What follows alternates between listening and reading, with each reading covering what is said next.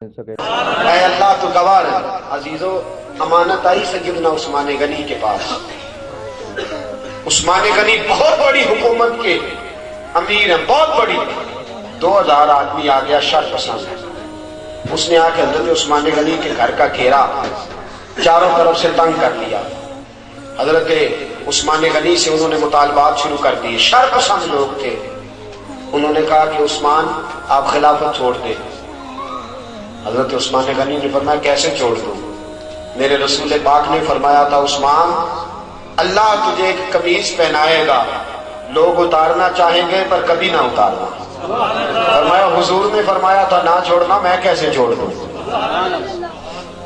چاروں طرف سے گھیرا انہوں نے ڈالا ہے مکان کا۔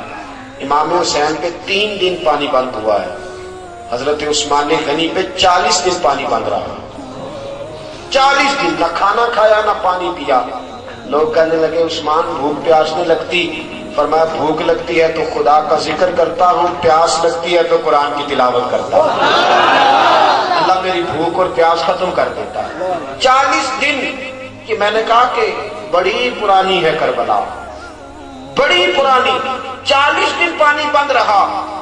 حضرت علی اور حضرت امام حسین کے لیے تو جناب عباس پانی لے کے آئے تھے، حضرت عثمان غنی کے لیے جناب علی پانی کا مشکیزہ لے کے آئے، حضرت علی پانی کا مشکیزہ لے کے آئے۔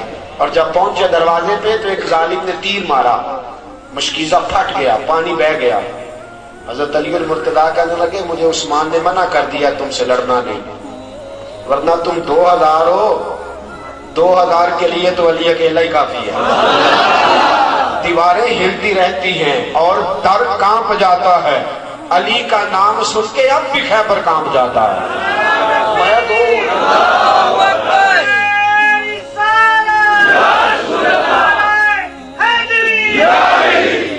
میرے عزیزو سنو، بات بڑی آگے بڑھ گئی۔ حضرت عثمان غنی کے پاس جناب علی پہنچے، دیگر صحابہ پہنچے، کہنے لگے اے عثمان، آپ نے بڑی خدمت کی، 12 سال دین کی، بڑا کام کیا، 3 باتیں ہیں، آپ اس طرح کریں ہمیں اجازت دیں، ہم ان 2000 آدمی کو بھگا دیتے ہیں۔ حضرت عثمان غنی کہنے لگے میری وجہ سے نبی پاک کے مدینے میں خون بہہ جائے، رسول پاک کے شہر کی گلیاں میری وجہ سے سرخ ہو جائیں؟ عثمان کا گلا کٹتا ہے تو کٹنے دو، لیکن رسول کریم علیہ السلام کے شہر میں میں خون اور دنگا فساد برداشت نہیں کرتا۔ کہا پھر آپ اس طرح کریں کہ کچھ دنوں کے لیے حکومت چھوڑ دیں۔ آپ نے فرمایا حضور نے فرمایا تھا قمیض نہ اتارو، کبھی نہیں اتاروں گا۔ صحابہ نے تیسری پیشکش کی، کہا کچھ دنوں کے لیے مدینہ چھوڑ دیں، کچھ دنوں کے لیے مدینہ چھوڑ دیں، کچھ دنوں کے لیے، پھر آ جائیے گا، حالات ٹھیک ہوں گے۔ آپ نے فرمایا دوستو دیکھو میری داڑھی سفید ہو گئی ہے، پتہ نہیں کس گلی میں موت آ جائے، میں مصطفیٰ کے مدینے سے باہر نہیں مرنا چاہتا۔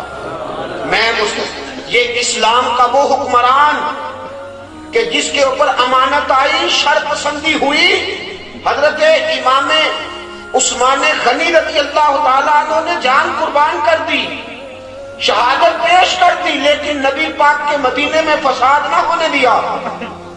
دوستو جناب علی کی باری آئی تو وہ بھی کوفے کی گلی میں شہید ہو گئے۔ حضرت علی المرتضیٰ رضی اللہ تعالیٰ عنہ ساری زندگی دین کے لیے کھڑے رہے، کوفے کی گلی میں شہید ہوئے۔ باریاں بڑھتی رہی، پورا خاندان۔ ایک وہ زمانہ بھی آیا کہ میرے رسول پاک نے فرمایا فاطمہ تیری باقی 3 بہنوں نے بھی بڑے دکھ اٹھائے۔ دوستو میں اور آپ، میرے ساتھی مجھ سے بڑی محبت کے ساتھ اکثر کہتے ہیں اتنے سفر نہ کریں، آپ اتنی محنت نہ کریں، تھوڑی کر لیا کریں، کم نکلیں۔ میں ان کی محبت کو وصول کرتا ہوں، مجھ سے پیار کرتے ہیں تو ایسے جملے بولتے ہیں، لیکن قسم اللہ کی جب میں رسول اللہ کی تبلیغ پڑھتا ہوں اور کتابیں، ایک ابو جہل کے دروازے پہ نبی پاک 2000 بار تبلیغ کرنے گئے۔ کتنی بار؟ 2000۔ اور حضور کو پتا تھا کلمہ نہیں پڑے گا، 2000 بار دروازے پہ دستک دی۔ اور دوستو بڑے دکھ اٹھائے حضور نے، بڑی تکلیفیں اٹھائی۔ جو چیز مفت ملتی ہے اس کی قدر نہیں ہوتی۔ مفت ملتی ہے نا جو چیز، اس کی قدر نہیں. مجھے اور آپ کو مفت مل گیا یہ دین. کبھی بلال کی قبر پہ کھڑے ہو کے پوچھو دین کتنا مہنگا ہے. کبھی کھڑے ہو کے پوچھو سیدہ فاطمہ سے کہ دین کتنا مہنگا ہے. کبھی پوچھو امام حسین سے کہ کتنا کٹھن ہے یہ دین.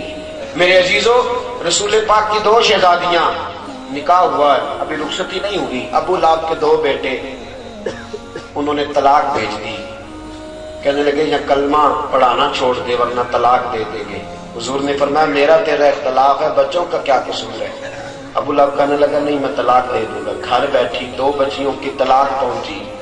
سیدہ خدیجہ فرماتی ہیں حضور بڑا روئے، اٹھے، بچیوں کے سر پہ ہاتھ رکھا، کہا بیٹا اپنے بابا کے دین کے کام میں ثابت قدم رہنا، اللہ تمہیں بڑی بہتر جزا دے گا.